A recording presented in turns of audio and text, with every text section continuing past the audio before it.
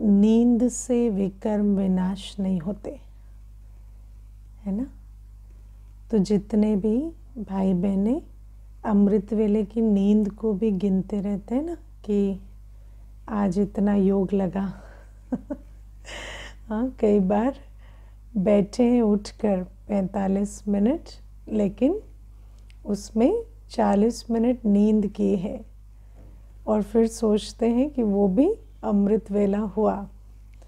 तो बाबा कहते हैं नींद से विकर्म विनाश नहीं होते, बाबा की याद से विकर्म विनाश होते, है ना। और बाबा की याद कितने समय रहती है वो भी कैलकुलेट करना पड़ता है, क्योंकि मेजॉरिटी जब सोते हैं तो उसको भी योग में गिन लेते हैं कई बार, है ना। मुझे याद है एक बार एक योग भट्टी हुई तो एक माता पूरे टाइम सोई, जितनी देर योग भट्टी चली ना, ऐसे लुढ़की वैसे लुढ़की, मस्त सोई वो। हमने भी स्टेज से देखा। फिर पूरा सोने के बाद जब योग भट्टी पूरी हुई तो मुझे आकर कहती है, आज जैसा अनुपम अनुभव योग का पूरे जीवन में कभी नहीं हुआ था, है ना। तो ये बात क्यों सुना रही हूँ, क्योंकि कई बार सोचते हैं कि यही योग है, बहुत अच्छी नींद आई तो वही योग है, लेकिन बाबा कहते नहीं, नींद अलग है, योग अलग है। लेकिन आज जो बाबा कुछ बहुत महीन बातें इस बात में बताते हैं। पहली बात बाबा जो कहते हैं कि देखो, जब आत्मा नींद करती है तो वो भी आत्मा ही अशरीरी होती है ना। आज बाबा ने कितना सुंदर बताया कि सारे दिन भर जब काम करके आत्मा थक जाती है तो बिस्तर पर जाकर संकल्प क्या रचती है कि मैं थक गई हूँ, अब मुझे न्यारा होना है ना। तो नींद भी एक डिसीजन से होती है। आप देखना कई बार, अभी तो चलो आत्मा जो है वो स्वराज अधिकारी होती जाती है तो हर चीज़ जैसे मालिक बनकर करते हैं, लेकिन अज्ञान काल में हर एक को अनुभव है कि मानो बिस्तर पर गए और नींद नहीं आ रही है ना, कुछ संकल्प चल रहे हैं या कुछ मन में बातें चल रही हैं, और फिर घड़ी देखते हैं, है ना, मानो 11 बज गए, 11:30 बज गए, अब मानो 5 बजे उठना है या 6 बजे उठना है अज्ञान काल में, तो फिर समझते हैं कि 11:30 बज गए या 12 बज गए, तो अभी बस हुआ, अगर अभी इससे लेट हुआ तो लेट उठेंगे, फिर जाएंगे कैसे ऑफिस या कैसे काम करेंगे। तो वहाँ पर अपने आप को कहते हैं अब बस। तो जब बस कहते हैं तो नींद आ जाती है, और अगर बस नहीं कहते और फिर अपने मन को छुट्टी देते हैं तो मन संकल्प रचता जाता है।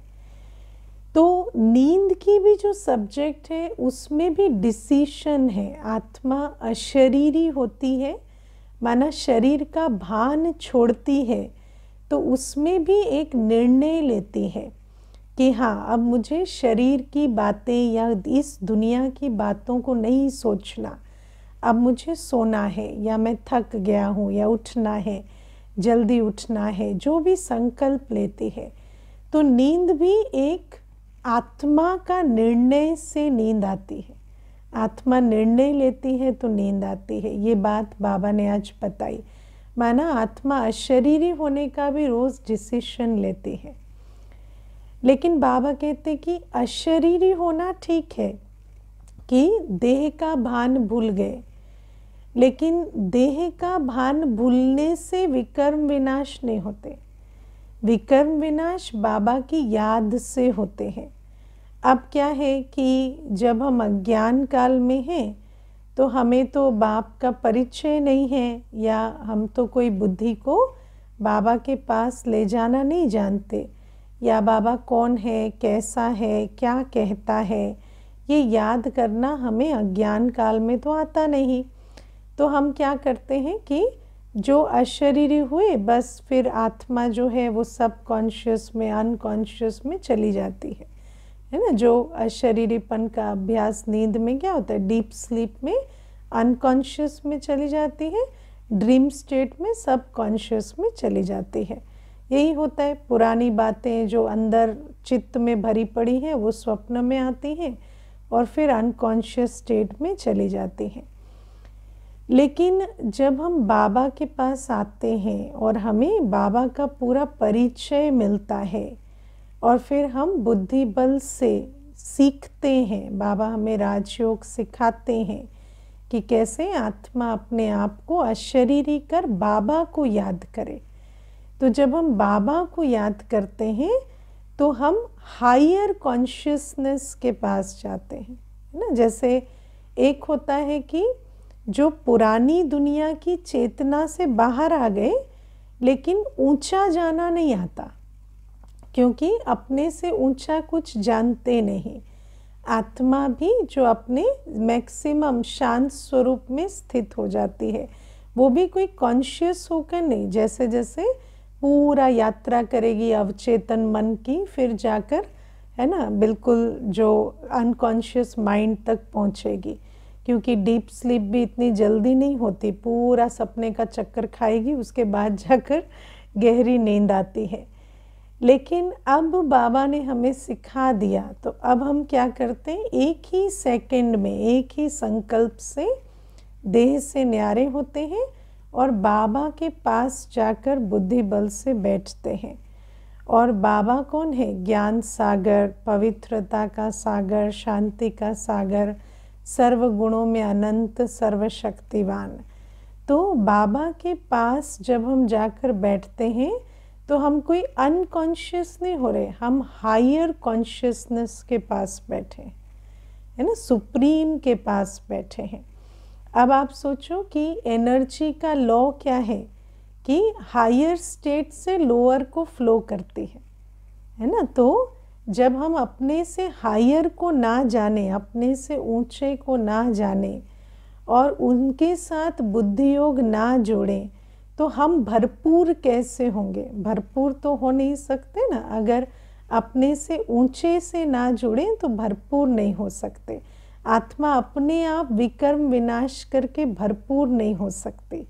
तो ये जो बाबा की लाइट माइट है, बाबा का ज्ञान स्वरूप है, बाबा का शक्ति स्वरूप है, जब तक आत्मा बुद्धि बल से ऐसे सुप्रीम बाबा के सम्मुख ना बैठे, जब तक बाबा की किरणों को अनुभव ना करे, बाबा की लाइट माइट को धारण ना करे योग में, तब तक विकर्म विनाश नहीं हो सकते, है ना। क्योंकि जब तक हम अपने से ऊंचे से योग नहीं लगाएंगे तो हमारे अंदर की कमी कमजोरियां दग्ध कैसे होंगी। तो बाबा कहते हैं कि अज्ञान काल में तो जैसे बस आत्मा को नींद करना आता है, लेकिन नींद करने से कोई विकर्म विनाश नहीं होते, ये तो बाबा की याद में विकर्म विनाश होते। लेकिन हम अपने आप को यहाँ इसमें ये भी पूछें कि मानो अभी तो चलो हमें बाबा का परिचय मिल गया, बाबा के धाम का परिचय मिल गया, हमें बाबा को याद करना भी आ गया, लेकिन कितनी देर हम कॉन्शियसली बाबा जो है, जैसा है वैसा उसे याद करते हैं, है ना। क्योंकि ये भी एक कर्म है जो हमें बहुत कॉन्शियसली करना होता है। जैसे नींद कोई कर्म नहीं है, जब हम कर्म छोड़ देते हैं, है ना, जब हम अशरीरी हो गए, जब हम छोड़ देते हैं कर्म, कर्म क्षेत्र से बुद्धि को न्यारा करते हैं, तो हमें नींद आती है। तो वो तो कर्म जैसे छोड़ना हुआ। लेकिन ये जो याद है ये कर्म है, इसको हमें कॉन्शियसली करना पड़ता है। जब हम याद में बैठते हैं तो याद कोई रिलैक्स करने की अवस्था नहीं है। जैसे दुनिया में लोग सोचते हैं ना कि मेडिटेशन तो रिलैक्सेशन है, सब कुछ भूल कर बैठ गए, नहीं, वो तो जैसे नींद करना हो गया। लेकिन याद करना तो एक बहुत कॉन्शियस एक्शन है। याद करना कोई रिलैक्स करने की बात नहीं है। याद करना तो बहुत बहुत सोच समझ कर, बहुत एक्यूरेट कर्म है। याद तो ऐसी है कि सुई एकदम बाबा से जोड़ के बैठनी होती है, इधर उधर भी ना जाए, इतना अटेंशन देना होता है। अटेंशन विदाउट टेंशन, है ना। तो बाबा कहते इतना अटेंशन से जब बाबा को याद करें और पूरा ज्ञान स्वरूप होकर बैठे, प्यार को इमर्ज कर कर, दिल में स्नेह हो, बुद्धि में ज्ञान हो, तब तो बाबा को याद करें। जैसे ऊपर फ्लाइट में कोई उड़ाता है एरोप्लेन, तो ऐसे इनअटेंटिव होके थोड़ी उड़ा सकता है ना। उसको तो बड़े ध्यान से उड़ाना पड़ता है कि कहीं इधर उधर हुई तो गिर जाएगी। तो बाबा कहते वहाँ भी तुम्हें क्या पूरा ज्ञान का पेट्रोल भरना पड़ता है, दिल में प्यार रखना पड़ता है। और जब दिल में बहुत प्यार हो, निश्चय हो, ज्ञान हो, है ना, समझ हो, स्नेह हो, सब कुछ हो, तब जाकर बाबा के पास बुद्धि एकाग्र होती है। और जितनी देर हम बाबा की याद में बैठते हैं, तो जैसा बाबा है, याद का नियम क्या है, जिसको याद करते हैं उसके जैसा बन जाते हैं। तो क्योंकि बाबा ज्ञान का सागर है, प्रेम का सागर है, सुख का सागर है, पवित्रता का सागर है, सर्वशक्तिवान है, तो आत्मा के अंदर भी वो क्वालिटी प्रवेश करती जाती है। और नेचुरल है कि जब पॉजिटिव प्रवेश करता है तो जो नेगेटिव है वो अपने आप जैसे खिड़की दरवाजे से बाहर चला जाता है ना। जैसे लाइट जलती है तो अंधकार चला जाता है। तो इसी को कहते हैं विकर्म विनाश होना, है ना। तो बाबा कहते ये जो विकर्म विनाश की विधि है, ये बड़ी अनोखी निराली विधि है। और ये नींद करने जैसी नहीं है। दुनिया में तो रिलैक्सेशन, मेडिटेशन सबको एक ही समझते हैं, लेकिन यहाँ तो बाबा कहते एक्यूरेट याद का पुरुषार्थ करना पड़ता है। याद एक पुरुषार्थ है, एक कर्म है। कर्म से ही फल मिलता है ना। अशरीरी होने से फल नहीं मिलता।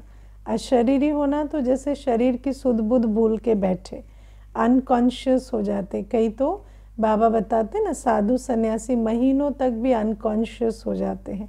तो अनकॉन्शियस होने से कोई विकर्म विनाश नहीं होते।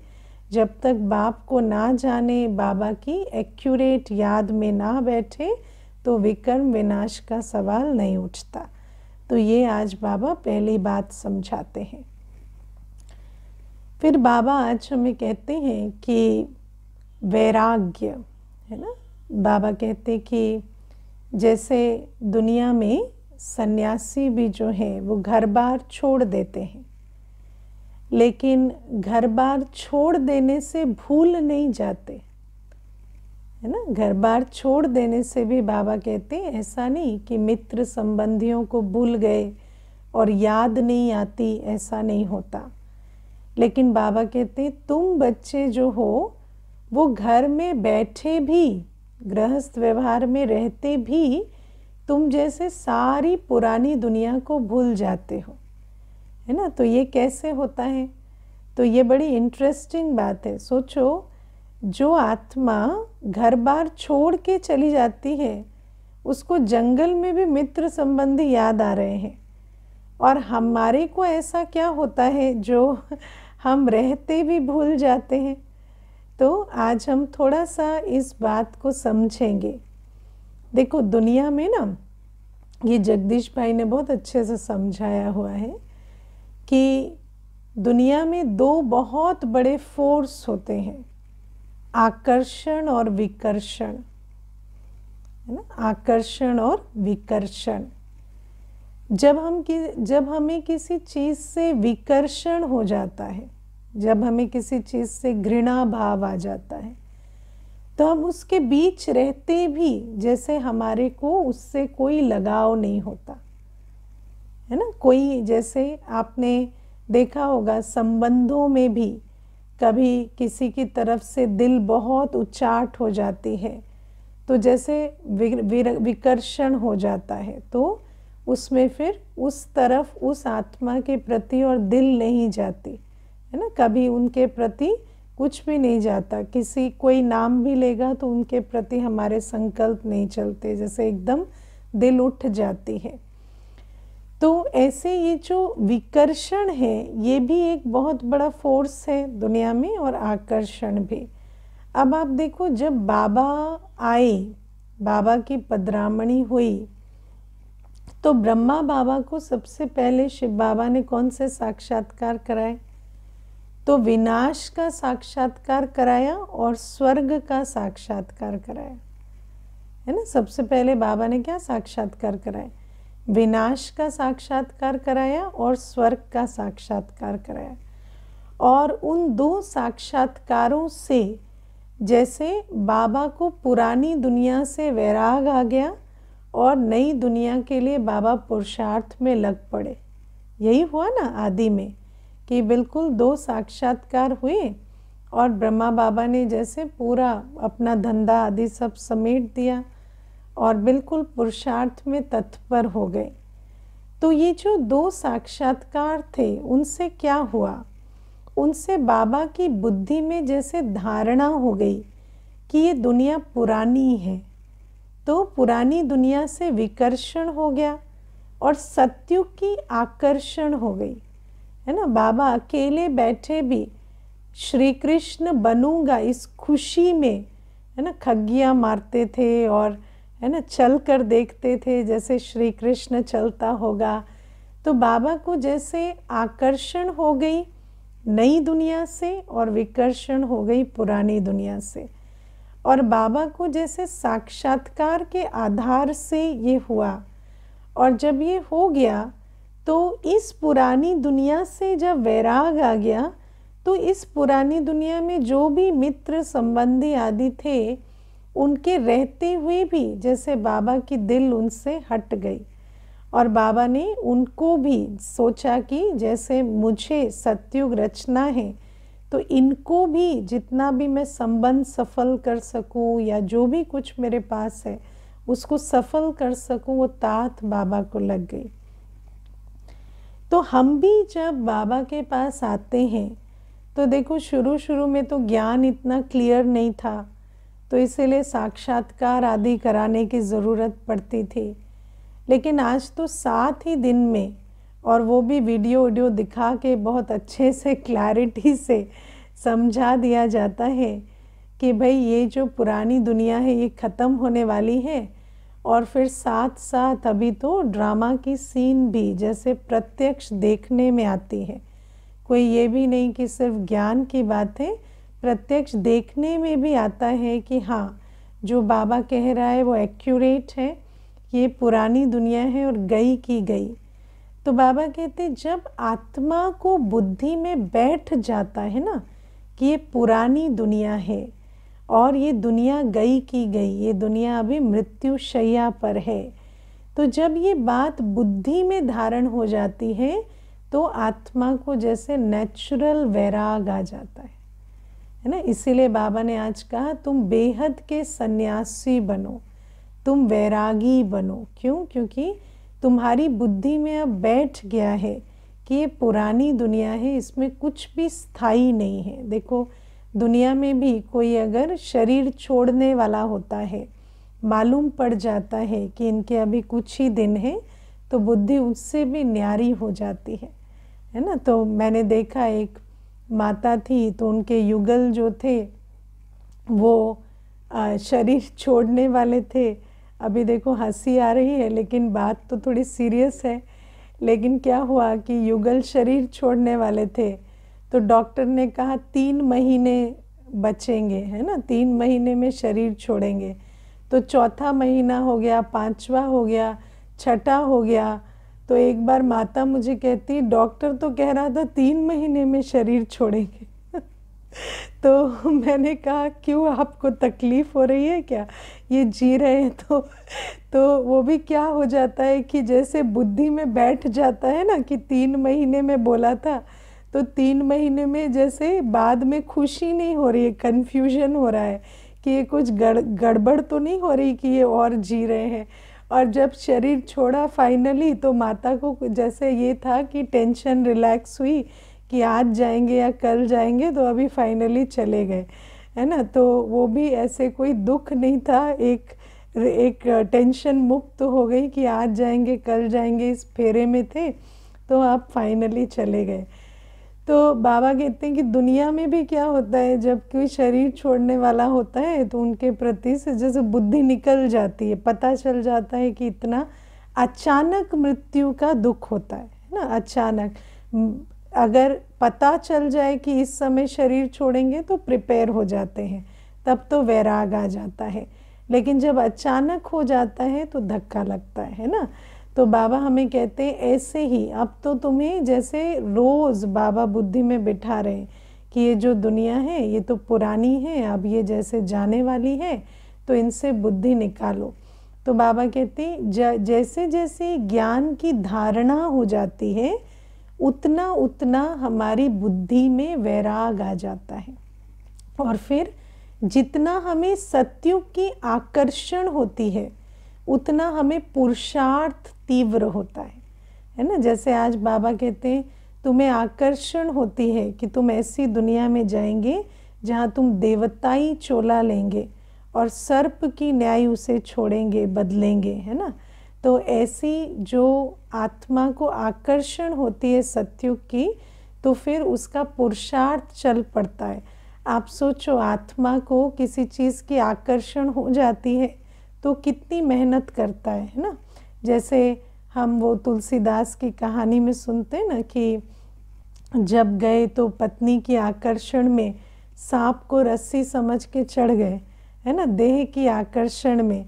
तो पत्नी ने कहा कि इतना तुम यदि परमात्मा के प्रति लगन रखते तो तुम्हें वो भी मिल जाते। तो ये जो आकर्षण की सब्जेक्ट है ये ऐसी है। आप सोचो कहीं कोई चीज़ देख लेते हैं, आकर्षण हो जाती है, तो मनुष्य उसको पाने के लिए कितना पुरुषार्थ करता है। किसी वस्तु के प्रति आकर्षण हो जाती है, किसी संबंध के प्रति हो जाती है, किसी घर मकान दुकान के प्रति हो जाती है, तो कितना उसके प्रति मेहनत करता है मनुष्य, है ना। तो या मानो कोई खाने की चीज़ देख लेते हैं, आकर्षण हो जाती है, तो फिर 3-4 घंटे लग के भी बनाएंगे और कहेंगे आज तो ये बना के ही खाएंगे, है ना। तो इतनी मेहनत क्या कराता है, आकर्षण कराता है। तो बाबा कहते इसी प्रकार से तुम्हें अगर सत्युग की आकर्षण हो जाती है तो तुम पुरुषार्थ करने लग पड़ते हो। दुनिया समझती है कि ये कैसे उठ के 4 बजे बैठ जाते हैं, या कैसे ये इतना, है ना, पुरुषार्थ करके पवित्रता के लिए मेहनत करते हैं। लेकिन जिसको सत्युग के लिए आकर्षण हो जाती है वो करता है। तो बाबा कहते हैं ये दोनों ही चीज़ें दुनिया में, कहते हैं ना पुरानी दुनिया को भूलना मुश्किल है, या जो दिखाई नहीं देता उसके लिए मेहनत करना मुश्किल है। लेकिन बाबा कहते ज्ञान के आधार से जब तुम्हें निश्चय बैठ जाता है सत्युग पर और पुरानी दुनिया विनाश होने वाली है इस बात पर, तो फिर तुम्हें वैराग भी नेचुरल आ जाता है और फिर तुम्हें सत्युग के लिए पुरुषार्थ भी होने लगता है। लेकिन हम जब अपने जीवन में चेक करते हैं तो हमें ऐसा मालूम पड़ता है कि ठीक है, हम रोज़ सुनते तो हैं मुरली में कि पुरानी दुनिया है, ख़त्म होने वाली है, या हम सत्युग की भी बातें रोज़ मुरली में सुनते हैं, लेकिन हमें उस प्रकार का वैराग या आकर्षण होता नहीं है, है ना। हो रहा है, ऐसा भी नहीं कि नहीं हो रहा, लेकिन फिर भी अभी भी बहुत सारा पुरानी दुनिया के प्रति अटैचमेंट रहता है, या नई दुनिया के लिए भी इतना पुरुषार्थ करें वो होता नहीं। तो बाबा हमें कहते हैं कि जैसे हम कहते हैं ना युद्ध में तीर लगे और मरे, है ना, तो ऐसे हमारे ये जो इतने सारे जो संस्कार हैं, पुराने संस्कार जो हमें नई दुनिया के लिए पुरुषार्थ करने से रोकते हैं, अटैच रखते हैं हमें पुरानी दुनिया से, वो धीरे धीरे ज्ञान के तीर से ख़त्म होते, है ना। आप कभी कभी देखते हो कि आपको ज्ञान का तीर लगता है, ज्ञान को तीर कहते हैं ना, योग का जौहर हो, ज्ञान का तीर हो, तो फिर वो जो संस्कार है वो ख़त्म होता है। तो कई सालों तक मुरली सुनते हैं, लेकिन कभी कोई बात तीर की तरह लगती है, और वो जो बात है वो उस दिन धारण होती है और परिवर्तन होती है। ऐसे धीरे धीरे चलता है। इसलिए बाबा कहते रोज़ की मुरली पर जितना अटेंशन देंगे, याद पर जितना अटेंशन देंगे, तो धीरे धीरे वैराग और पुरुषार्थ, है ना, दोनों जैसे और गहरे होते जाएंगे। तो ये भी आज बाबा हमें समझाते हैं कि किस प्रकार से दुनिया के रूप से जो बहुत मुश्किल है वो तुम्हारे लिए बहुत इजी है, क्योंकि तुम समझ के आधार से करते हो। आप में से किस किस को निश्चय हो गया है पुरानी दुनिया के विनाश पर, और वैराग है पुरानी दुनिया से? है किसी को भी नहीं है क्या? हाँ, पुरानी दुनिया से वैराग, पुरानी दुनिया के विनाश पर निश्चय, है ना, और नई दुनिया के लिए उतना आकर्षण की नई दुनिया में हम ऊंच पद पाएं। ये जो है ये धीरे धीरे जैसे जैसे, इसीलिए बाबा कहते हैं ज्ञान योग पर बहुत अटेंशन देना है। जितना हम याद में रहेंगे, जितना हम रोज़ मुरली पर अटेंशन देंगे। आज बाबा ने क्या कहा, नॉलेज बहुत इजी है, बहुत सहज है, सिर्फ अटेंशन की बात है ना। क्योंकि जब आप एक प्रश्न पे विचार करना, आप कानों से सुनते हैं, लेकिन ज्ञान कैसे अंदर जाता है ना। आप सिर्फ शब्द नहीं सुनते, आइडिया भी जो है वो आत्मा ग्रहण करती है ना। और वो आइडिया भी जो है कभी कभी मन तक जाता है, कभी कभी दिल तक जाता है, कभी कभी पूरा जैसे तीर की तरह लग जाता है ना। तो बाबा कहते कि वो भी आत्मा की अवस्था पर और आत्मा की एकाग्रता पर होता है, क्योंकि आत्मा बुद्धि से सुनती है। तो भले ही कान से हम मुरली सुनते हैं, लेकिन जितना अटेंशन होता है हमारा, उतना ज्ञान का तीर लगता है। इसीलिए जब हम मुरली सुनने बैठते हैं तो हमारे अंदर जितनी भी, है ना, जितनी भी डिस्टर्बेंस है, इसीलिए मुरली सुनने से पहले हमें अच्छा योग में बैठना चाहिए। हमें याद की यात्रा कर कर मन को शांत कर, एकाग्र चित्त कर, बाबा की याद में बिठा कर मुरली सुननी चाहिए। और जब हम उस भान से मुरली सुनेंगे तो फिर क्या होगा, वो बाबा की मुरली के तीर आत्मा को लगेंगे। और जब वो तीर लगते हैं ज्ञान के, तो फिर आत्मा के अंदर के जो संस्कार है ना, विकारी संस्कार, वो एक एक घायल होते हैं। और फिर इमर्ज होता है जो आत्मा का नॉलेजफुल स्वरूप है। आत्मा के अंदर जो पुरानी दुनिया के प्रति एक विरक्ति है और सत्युगी दुनिया के लिए पुरुषार्थ करने की जो शक्ति है, वो इमर्ज होती है। इसलिए बाबा कहते हैं इन बातों पर बहुत अटेंशन देना है। जितना मुरली और याद पे अटेंशन देंगे, उतना वैराग भी नेचुरल आएगा और पुरुषार्थ भी सहज होता जाएगा। तो ये है। इसके बाद आज बाबा हमें कहते हैं कि तुम ब्राह्मण ब्राह्मणी हो, तुम ही सर्व की मनोकामनाएं पूर्ण करने वाले हो।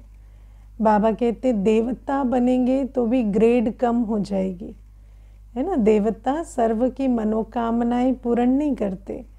अभी तुम ईश्वरीय संतान हो, तुम सर्व की मनोकामनाएं पूर्ण करते हो, क्योंकि तुम्हारे पास अभी सागर है, तुम्हारी झोली भरी हुई है और इस समय सारे खाली है ना। तुम्हारे पास मनोकामनाएं पूर्ण करने के अभिलाषी बैठे हैं। तो इतना नशा रहता है कि मनोकामनाएं पूर्ण करनी है। मैंने तो अपने जो अनुभव से एक बात सीखी है कि जब आत्मा के अंदर रहम दिली आती है ना, कि बाबा मुझे अनेकों का कल्याण करने के निमित्त बनाता है, जब रहम दिली आती है ना। और मैं आपको एक चीज़ बताऊं, कल्याणकारी बनना कोई पोजीशन की बात नहीं होती, ये आंतरिक रहम दिली की बात होती। ऐसा नहीं कि आपको कोई बिठाए कि आपको क्लास करानी है या आपको ऐसा करना है तो ही ये पाठ होगा। लेकिन जब आत्मा के अंदर रहम आता जाता है, रियलाइजेशन आती जाती है कि मुझे बाबा जो इस पुरानी दुनिया का कल्याण करने के लिए आए हैं, वो बाबा मुझे कह रहा है कि तुम्हें ये कार्य मेरे निमित्त करना है। तो जब आत्मा के अंदर ये पक्का होता जाता है, तब ऑटोमेटिक आत्मा का पुरुषार्थ तीव्र होता है और बाबा भी मदद बहुत करता है। क्योंकि जब आप ये समझ जाते हैं कि आपके द्वारा बाबा अनेकों को देने वाला है, तो बाबा भी आपकी झोली खूब भरता है। तो बाबा हमें कहते हैं इसीलिए इस बात को समझो कि इस दुनिया में हर आत्मा भटक रही है, हर आत्मा सुख शांति के लिए जैसे भगवान के सामने झोली फैला रही है, और हम आत्माएं वो हैं जिनको बाबा कहते हैं कि मैं तुम्हारे द्वारा सर्व की मनोकामनाएं पूर्ण करता हूँ। तो इतना अपनी स्थिति को शुद्ध रखना है, इतना अपने भावना को निमित्त और निर्माण रखना है, और इतना अपनी झोली को भरपूर रखना है सदा, कि कोई भी आत्मा चाहे सम्मुख है चाहे दूर है, चाहे इन आँखों से आप उसे देख सकते हैं चाहे नहीं देख सकते, लेकिन हर आत्मा को आपके द्वारा बाप से कुछ न कुछ प्राप्ति हो, है ना। क्योंकि आज जैसे बाबा भी कहते हैं ना कि ब्राह्मण जीवन का श्वास सेवा है, निरंतर सेवा, है ना। क्योंकि जैसे आप देखो किसी भी चीज़ में, मानो कोई पाइप है, अगर उससे निरंतर पानी बहता है तो वो साफ रहता है, लेकिन अगर उससे कुछ पानी बहे ना, है ना, तो फिर क्या होता है, उसमें भी गंदगी जम जाती है। तो अगर हमें अपनी बुद्धि की लाइन क्लियर रखनी है, उसमें कोई भी हमें ब्लॉकेज नहीं चाहिए, तो हमें भी क्या बन जाना चाहिए, हमें भी इंस्ट्रूमेंट बन जाना चाहिए, है ना, जिसके द्वारा बाबा दृष्टि से, वृत्ति से, संकल्पों से, भावना से, वाणी से, हर प्रकार से ईश्वरीय सेवा होती रहे। और ऐसी ईश्वरीय सेवा के निमित्त जब हम अपने आप को समझते हैं और जब हम अपनी स्थिति को इतना शुद्ध और इतना योग युक्त सदा रखते हैं, तो फिर हम स्वयं भी, हमारी बुद्धि की भी लाइन क्लियर रहती है और बाबा भी हमारे द्वारा अनेकों का कल्याण कर पाते हैं। तो ये भी आज मीठे बाबा हमें नशा चढ़ाते हैं कि ये जो तुम्हारा ब्राह्मण जन्म है, ये दैवी जन्म से भी ऊंचा है। तुम इस समय सर्व की मनोकामनाएं पूर्ण करने वाले हो। और प्यारे बाबा आज हमें कहते हैं, यदि यथार्थ निर्णय लेना है तो फिर साक्षीपन की सीट पर बैठो, है ना। क्योंकि जहाँ यथार्थ निर्णय क्या होता है, यथार्थ निर्णय वो होता है जहाँ पर निर्णय जो आप ले रहे हैं वो ईश्वरीय नियमों के अनुकूल है ना, वो ज्ञान स्वरूप निर्णय है। और उस ईश्वरीय नियमों के अनुकूल जो निर्णय लेते हैं ना हम, उस निर्णय को आप जिंदगी में कभी भी रिपेंट नहीं करते, रिग्रेट नहीं करते, है ना। आप चाहे 20 वर्ष हो जाए, चाहे शरीर छोड़ने की अंतिम घड़ी आ जाए, आप जब भी पीछे मुड़ के देखेंगे वो निर्णय आपको एक्यूरेट ही लगेगा। तो जो एक्यूरेट निर्णय होता है ना, वो आज भी एक्यूरेट होता है, कल भी, परसों भी। और जो निर्णय अयथार्थ होता है ना, वो आज लगेगा कि बहुत अच्छा निर्णय लिया और कल लगेगा अरे ये क्या कर दिया, है ना। ऐसे होता है ना जीवन में, आज सोचते इससे अच्छा तो हम कुछ कर ही नहीं सकते थे, अच्छा निर्णय लिया मैंने, और कल सोचते हाय क्या कर दिया, ऐसा नहीं करते। कई कहते हम समय की सुई को पीछे ले जाते तो ये वाला निर्णय हम नहीं करते। तो वो जो निर्णय हम करते हैं, जिनको हम बाद में पछताते हैं, वो निर्णय किस आधार से होते हैं, किसी न किसी विकार के प्रभाव में वो निर्णय होते हैं, किसी न किसी कमज़ोरी के प्रभाव में वो निर्णय होते हैं। लेकिन बाबा कहते जब हमारे निर्णय साक्षीपन की सीट पे बैठ के होते हैं। साक्षीपन की सीट क्या होती है? न्यारी प्यारी अवस्था, साक्षी के साथ साथी है। जब मैं आत्मा और मेरा बाबा इस स्थिति में हम निर्णय ले रहे हैं ना, जब हम किसी आकर्षण के प्रभाव में, किसी विकार के प्रभाव में, किसी प्रलोभन में, किसी भय के वश, किसी गिल्ट के वश कोई निर्णय नहीं ले रहे, है ना। जब हम ज्ञान स्वरूप होकर, शक्ति स्वरूप होकर निर्णय ले रहे हैं, तो वो जो निर्णय होते हैं वो हम कभी भी जीवन में पीछे मुड़ के देखते हैं ना, तो हमें ऐसा नहीं लगता हमें हाय हमने क्या कर दिया। हमें तब भी लगता है कि हाँ, हमने श्रीमत प्रमाण एक्यूरेट कर्म किया, अब ड्रामा अनुसार जो भी उसका फल मिला ठीक है। लेकिन आपको अपने कर्म में ऐसा नहीं लगता कि मैंने गलती की। इसीलिए बाबा कहते किसी भी अवस्था में, जब आप, उस दिन भी बाबा ने एक दिन मुरली में बहुत अच्छी बात की थी कि जब आप चिंता में हैं तो पहले बेफिक्र स्थिति में आए, उसके बाद निर्णय लें, है ना। बाबा को याद करके पहले उस भय को भगाएं, फिर निर्णय लें। तो उस दिन बाबा ने एक इमोशन की बात की थी, भय की। लेकिन मानो हम किसी विकार के प्रभाव में, क्रोध में है, काम विकार के प्रभाव में है, लोभ में है, या मोह में है, या देह अभिमान में है, उस समय ईगो हर्ट हो गई है, तो बाबा कहते उस समय पर आप निर्णय नहीं ले लो। उस समय पर आप पहले साक्षीपन का अभ्यास करो, है ना। पहले अंदर जाओ, आत्मिक स्थिति में बैठो, फिर साक्षी बनो, फिर दृष्टा बनो।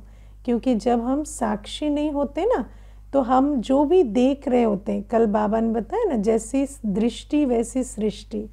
तो जब हमारी दृष्टि पर देह अभिमान का चश्मा चढ़ा हुआ है, तो हमें जो सीन दिखाई दे रही है ना, वो साइकोलॉजी में कहते हैं मैग्नीफाइड सीन होती है ना। हमें वो नहीं दिखता जो है, वो नहीं सुनाई देता जो है।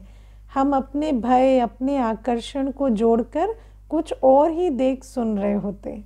और जब साक्षी होकर देखते हैं ना, तो आपको वो बात जो जैसी है वैसी दिखाई देती है।